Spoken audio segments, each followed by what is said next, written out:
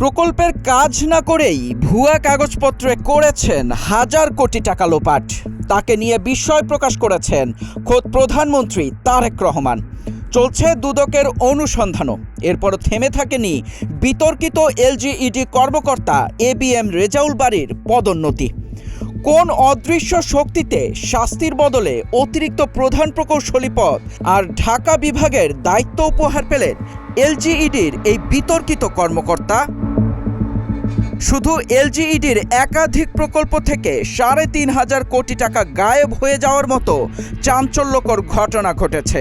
কোনো কাজ না করে কেবল ভুয়া কাগজপত্র জমা দিয়েই তুলে নেওয়া হয়েছে হাজার কোটি টাকা। শুধু তাই নয়, পুরো পিরোজপুর জেলায় বিভিন্ন দপ্তর মিলিয়ে লোপাট হয়েছে প্রায় ৬০০০ কোটি টাকা, যার নেপথ্যে ছিলেন এবিএম রেজাউল বারী।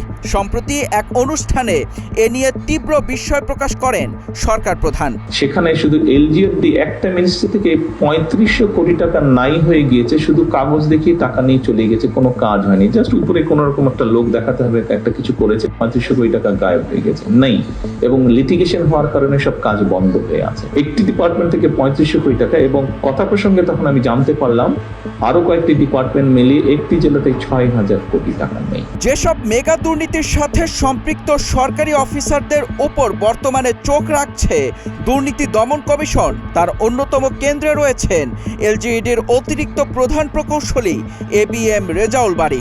২০১৮ সালের মে থেকে ২০২৩ সালের এপ্রিল পর্যন্ত পিরোজপুরে বন্যা ও দুর্যোগে ক্ষতিগ্রস্ত গ্রামীণ সড়ক অবকাঠামো পুনর্বাসন প্রকল্প পরিচালক হিসেবে দায়িত্ব পালন করেন তিনি। অভিযোগ রয়েছে আওয়ামী লীগের সাবেক উপমন্ত্রী আব্দুল্লাহ আল ইসলাম জ্যাকবের সঙ্গে আঁতাত করে পিরোজপুরের একাধিক প্রকল্পে ব্যাপক অর্থ আত্মসাৎ করেছেন তিনি। দলীয় পরিচয়েও তিনি প্রভাবশালী। তিনি আওয়ামী লীগপন্থী বঙ্গবন্ধু প্রকৌশল পরিষদের এলজিইডি শাখার যুগ্ম আহ্বায়ক।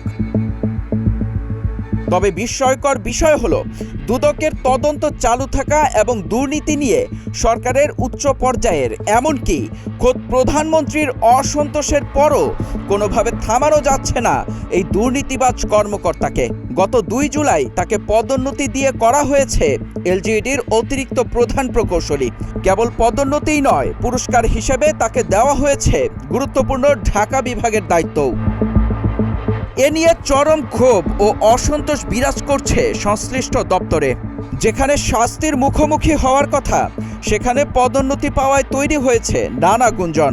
বিশেষজ্ঞরা বলছেন, অপরাধীদের এভাবে ছাড় দেওয়া হলে অনিয়ম আরও উৎসাহিত হবে। তবে পদোন্নতির বিষয়টিকে স্বাভাবিক বলে দাবি করেছেন এবিএম রেজাউল বারী। তার দাবি, বিধি মোতাবেকই পদোন্নতি পেয়েছেন তিনি। মিথ্যা কথা, বিভিন্ন প্রসেসের মধ্য দিয়ে নিয়ম অনুযায়ী শূন্যপদের ইংলিশে পদোন্নতি দিচ্ছে। এখানে আর্থিক অনিয়মের কি আছে? একদিকে জমাট দুর্নীতির পাহাড়, অন্যদিকে পদোন্নতি, সাথে মিলছে পুরস্কার।